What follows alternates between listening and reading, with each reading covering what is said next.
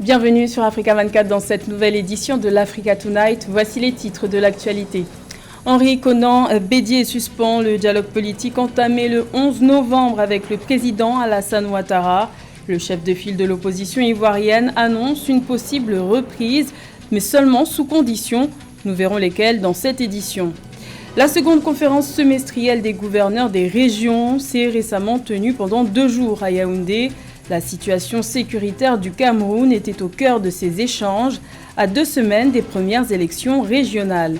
Et la riposte face à une supposée seconde vague de Covid-19 en Afrique s'organise. La Banque africaine de développement a approuvé une subvention de 27,33 millions de dollars pour soutenir les efforts de l'Union africaine dans sa stratégie de lutte contre la pandémie. L'accalmie aura été de courte durée en Côte d'Ivoire. Le chef de file de l'opposition, Henri Konan Bédié, a annoncé ce vendredi 20 novembre la suspension de son dialogue avec le président Alassane Ouattara. Et ce, 10 jours après sa rencontre avec ce dernier. Le dialogue politique entamé était censé briser le mur de glace et de méfiance né des dissensions liées à l'élection présidentielle du 31 octobre 2020. Le président du PDCI-RDA a déclaré qu'il ne pouvait pas y avoir de continuité dans le dialogue dans les conditions actuelles, à savoir sans la libération des militants et cadres de l'opposition incarcérés et sans le retour sécurisé des Ivoiriens forcés de rester à l'étranger. Je vous propose de l'écouter. La lutte continue. La lutte continue et continuera. Donc, grâce à vos soutiens, bien entendu, le dialogue qui s'était amorcé à l'hôtel du Golfe. Vous en avez entendu parler. Depuis quelques jours, vous n'entendez plus rien, et c'est pour des raisons précises. Il n'est pas possible de continuer ce dialogue sans la libération de tous nos militants, tous nos cadres incarcérés. Il n'est pas possible de continuer ce dialogue sans la levée du blocus qui achève encore quelques-uns d'entre eux comme Hubert Oulari. Donc, j'ai suspendu ce dialogue jusqu'à ce que nos frères soient libérés. Suspendu également ce dialogue jusqu'à ce que ceux qui ont été forcés de fuir à l'étranger opèrent un retour sécurisé chez nous. Et ce sont là des préalables non négociables. Également dans l'actualité, l'ancien président Peter Mutharika a été reconnu coupable par la Haute Cour du Malawi ce vendredi 20 novembre d'avoir violé son mandat constitutionnel. Son ancien secrétaire en chef du gouvernement, Lloyd Mouhara, a également été reconnu coupable des mêmes chefs d'inculpation. La Haute Cour reproche notamment à Peter Mutharika son ingérence dans l'indépendance de la justice en juin 2020, date à laquelle il avait décidé de placer 2 juges en retraite anticipée. Notons que d'autres condamnations à l'encontre de Peter Mutharika pourraient suivre, car l'ancien président est cité dans de nombreuses affaires de corruption. Assurer l'encadrement sécuritaire du Cameroun, c'était l'objet de la seconde conférence semestrielle des gouverneurs des régions qui s'est tenue à Yaoundé les 16 et 17 novembre 2020. Un enjeu important à l'approche des premières élections régionales qui se tiendront dans le pays le 6 décembre 2020, mais aussi à l'approche des fêtes de fin d'année. Joël Ballot. Dans le cadre de la tenue de la seconde conférence des gouverneurs au Cameroun, les 16 et 17 novembre 2020 à Yaoundé, le ministre de l'administration territoriale et les gouverneurs des 10 régions ont abordé les aspects liés à la situation sécuritaire et sociopolitique des régions du Nord-Ouest et du Sud-Ouest, en prélude aux élections régionales du 6 décembre 2020 et des fêtes de fin d'année. Cette seconde conférence semestrielle des gouverneurs se tient également à la veille des fêtes de fin d'année, période d'innombrables préoccupations sécuritaires. Autant de défis qui nous obligent à apporter des réponses appropriées à certaines préoccupations légitimes de nos concitoyens. Pour ce faire, nos échanges doivent être balisés par la mission sacrée à l'institution préfectorale, à savoir la quête du maintien de l'ordre public sur l'étendue du territoire national et la protection des personnes et leurs biens. À travers cette rencontre, le gouvernement camerounais prend la résolution de mobiliser les populations et les forces de défense sur l'étendue du territoire national pour la bonne tenue du premier scrutin régional et des festivités de fin d'année. De plus, l'État se donne pour défi de rendre plus efficiente l'implication du gouverneur dans la mise en place des organes régionaux afin d'intégrer davantage les Camerounais dans la gestion des affaires locales. C'est l'année des élections régionales et ça se prépare très bien jusqu'à présent. Nous n'avons pas enregistré de récriminations particulières, que ce soit de la part des partis politiques ou des chefs traditionnels. Et l'ECAM fait correctement son travail. Nous sommes en train de prendre des mesures particulières pour sécuriser le processus. Cette conférence des gouverneurs était aussi l'occasion de revenir sur la situation sécuritaire dans l'extrême nord où la menace Boko Haram fait de la résistance, de même que dans les régions de l'Adamawa et de l'Est où l'insécurité persiste du fait des troubles sociopolitiques en République centrafricaine. 27 millions de dollars, c'est ce que la Banque africaine de développement compte mobiliser en vue de soutenir les efforts de l'Union africaine dans la lutte contre la pandémie de Covid-19.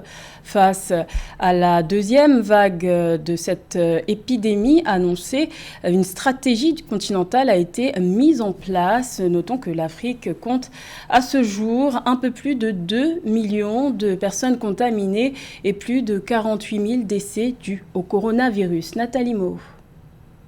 Le continent africain connaît une deuxième vague de la pandémie de Covid-19, selon des indications des Centres africains de contrôle et de prévention des maladies, CDC Africa. Une situation qui a motivé une nouvelle mobilisation de la Banque africaine de développement qui va fournir une subvention de 27,33 millions de dollars au CDC Africa. Africa CDC to provide technical assistance. Ce généreux soutien financier de la Banque africaine de développement aidera à renforcer la capacité du CDC africain à répondre au Covid-19 et aux futures pandémies. Il contribuera à améliorer la capacité des instituts nationaux de santé publique des États membres, à soutenir les renseignements factuels sur les épidémies, à renforcer la prévention et le contrôle des infections et à soutenir la communauté économique régionale.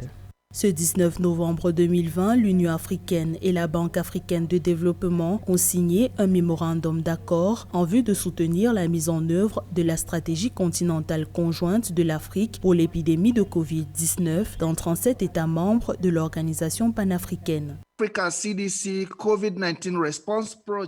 Le résultat attendu de la collaboration de la Banque avec l'Union africaine est le CDC africain plus fort, capable de coordonner rapidement l'aide d'urgence à travers l'Afrique, en particulier les pays membres à faible revenu, au-delà des réponses actuelles au Covid-19, en collaboration avec d'autres partenaires de développement, notamment ceux du secteur privé. Tout en saluant l'apport de la solidarité et la mobilisation des pays et institutions africains dans la lutte contre la pandémie de Covid-19, le directeur des Centres africains de contrôle et de prévention des maladies, John Kengasong, a rappelé l'importance de la recherche scientifique pour éviter la survenue d'une troisième vague de Covid-19 sur le continent. Dans le but de ralentir la deuxième vague ou la survenue d'une troisième vague de Covid-19 sur le continent, nous exhortons vivement que la science continue d'être utilisée et la surveillance accrue dans la lutte contre la pandémie. Le continent africain compte désormais plus de 55 millions de personnes touchées par la maladie. Bien que l'Afrique n'ait pas enregistré un nombre très élevé de cas et de décès de Covid-19, l'impact de la pandémie a été très élevé sur le continent, exerçant une pression intense sur le système de santé déjà fragile. Son visage ne vous est sûrement pas inconnu et ses initiales non plus. MAT Marie-Angèle Touré, ancienne journaliste d'Africa 24, s'est récemment lancée dans le média training. Elle est désormais à la tête de sa propre boîte de production audiovisuelle spécialisée dans la communication. Un concept à découvrir avec Ange Noménio. MAT Media Advice Training est une entreprise spécialisée dans le média training, la production audiovisuelle et le conseil en communication. L'entreprise a été créée par Marie-Angèle Touré, ex-journaliste de la chaîne panafricaine Africa 24. Après avoir passé plusieurs années devant la caméra, c'est derrière la caméra qu'elle fait désormais ses preuves. L'idée d'MAT n'est pas venue de façon comme ça ponctuelle, mais c'est une idée qui a germé au fil du temps. Lorsque j'étais journaliste et que j'étais amenée à interviewer régulièrement un certain nombre de personnalités et que je me rendais compte au fil des émissions que certaines d'entre elles n'étaient pas préparées à ce passage à l'antenne. Je me suis dit qu'il fallait leur proposer sur le continent africain un service qui leur permettrait de pouvoir travailler, progresser, travailler sur leur tic de langage, par exemple. MAT est un conseil unique et inédit en Afrique francophone. Ce concept offre une préparation aux pièges et spécificités de la communication média. De manière concrète, il s'agit de permettre aux chefs d'entreprise, aux personnalités publiques et politiques, aux acteurs de la société civile et plus généralement à tous ceux dont les fonctions impliquent des interventions publiques ou télévisées, de mieux se préparer. Au sein des MAT, on cumule donc 3 casquettes. On peut avoir une personne qui va venir pour faire du média training, avec laquelle on va travailler, avec laquelle on va collaborer, mais qui ensuite aura besoin de conseils en communication pour son institution. Dans la mise en place des recommandations qu'on aura faites, sera amené à avoir recours à une maison de production. Eh bien, chez MAT, nous faisons aussi de la production. La société MAT est située dans la ville d'Abidjan et plus précisément à Cocody 2 Plateau, cité Sidessi, Villa 222. Elle est ouverte du lundi au vendredi de 8h30 à 18h30. Accéder aux services essentiels sans avoir de documents d'identité officiels. C'est le casse-tête auquel sont confrontés plus de 18 000 apatrides au Kenya. C'est le cas de Nosisi Doubé. Elle est la première jeune fille apatride de la communauté Shona à accéder à l'université. Une histoire inédite rapportée par Kamesh Katapoulé. Sa concentration est au maximum. Plongée dans ses cours, Nosisi Reben Dubé se prépare à un avenir studieux. L'étudiante en économie est en effet devenue la première femme issue de la communauté Shona à entrer à l'université de Nairobi, un établissement d'enseignement supérieur très réputé puisqu'il est classé 7e en Afrique. Bien que brillant, le parcours de Nosisi Reben Dubé n'a pas été des plus simples. Sa communauté est apatride. C'est comme si vous étiez un fantôme dans le pays dans lequel vous vivez. Cela a été pour moi un parcours à la fois formidable et difficile d'arriver à un tel niveau universitaire. À 20 ans, Nosisi Reben Dubé fait partie des 18 500 apatrides que compte environ le Kenya. Marginalisés, ses pairs ont été confrontés à de nombreuses difficultés car ils n'ont pas de documents d'identité officiels. Si la jeune femme a pu être scolarisée, c'est en partie grâce à la pugnacité de sa mère. Au moment de l'inscription de sa fille à l'école primaire et au lycée, Angeline Roura-Mayi Mutenda a utilisé sa carte de clinique prénatale en guise de certificat de naissance, le tout accompagné d'une bonne force de persuasion. Je voulais aller à l'école. Je n'en veux pas à mes parents parce que nous étions pauvres. C'est pour cette raison que j'ai décidé que Nosisi doit recevoir une éducation. Pour son entrée à l'université, Nosisi Reben Dubé a bénéficié de l'aide du Haut Commissariat des Nations Unies pour les réfugiés et de la Commission kenyane des droits de l'homme. Grâce aux actions de sensibilisation menées par les deux organismes, le gouvernement kényan lui a délivré son certificat de naissance. En 2019, ils étaient au total 600 enfants issus de la communauté Shona à recevoir pour la première fois leur certificat de naissance. C'était le journal de la rédaction. Merci de l'avoir suivi. L'information continue sur Africa 24.